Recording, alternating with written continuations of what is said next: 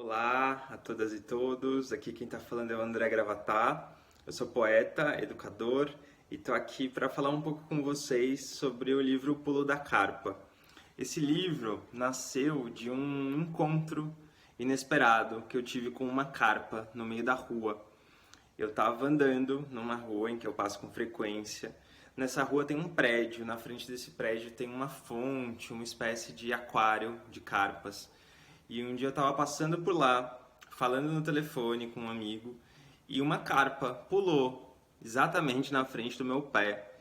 Eu fiquei muito inquieto, peguei a carpa, coloquei ela de novo na água, e aí veio o segurança do prédio na minha direção, olhou para mim, fez assim e disse: "Essa carpa tá impossível hoje. Não é a primeira vez que ela pula." E aí, essa situação se desdobrou em mim em vários e vários pensamentos. Eu fiquei imaginando o quanto essa carpa ela é um símbolo de tudo que pula na nossa frente, tudo que atravessa nosso caminho. E esse livro surgiu dessa cena, dessa história. Esse livro, O Pulo da Carpa, tem 18 poemas que trazem algumas possibilidades de se aproximar dessa cena, de se perguntar o que é isso que pula na nossa frente, o quanto a gente está distraído em relação a isso que salta diante do nosso olhar, o quanto a gente está atento, como aguçar os sentidos. E nesse livro, O Pulo da Carpa, de alguma maneira essa carpa também representa a própria criação do poema. Eu cito uma poeta chamada Adília Lopes que fala assim: "Escrever um poema é como apanhar um peixe com as mãos." E aí, quando a Adília fala que escrever um poema é como apanhar um peixe com as mãos, a Adília está falando que o poema é um organismo vivo.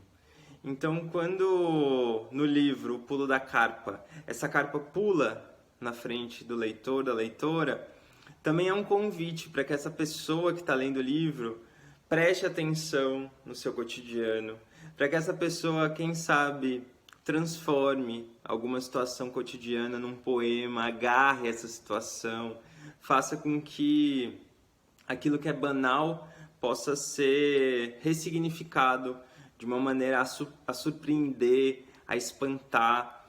Então esse livro, O Pulo da Carpa, também conta essa cena, essa história, de uma maneira não linear. Então, quem lê esse livro vai se aproximando dessa situação, dessa carpa que pula na frente de uma pessoa, vai se aproximando aos poucos, vai, de alguma maneira, também sendo convidado a olhar para essa cena de uma maneira inesperada. Eu vou convidando o leitor, convidando a leitora a voltar para o lugar onde a carpa pulou um tempo depois da carpa ter pulado.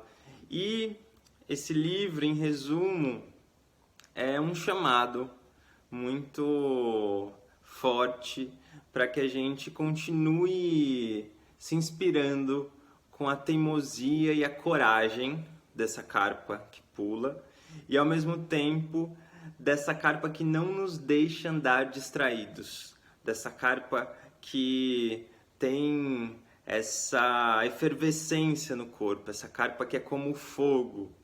Então eu agradeço muito pela atenção de vocês, ouvindo aqui essas palavras, que vocês leiam o livro, que vocês convivam com essa história e que cavem outros sentidos nessa história, porque não é apenas uma carpa a personagem principal. A personagem principal é a poesia, a personagem principal é a atenção. São os nossos sentidos acordados. Agradeço vocês, um abraço forte.